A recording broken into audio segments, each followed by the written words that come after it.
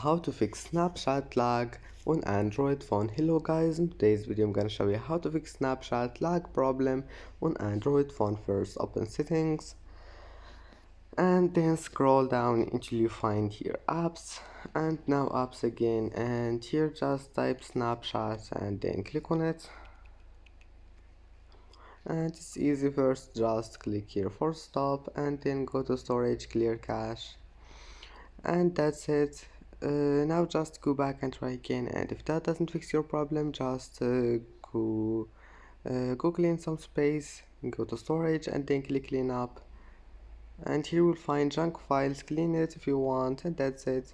And then restart your phone and close all the applications in the background, close all of those here, click this one here, and that's it.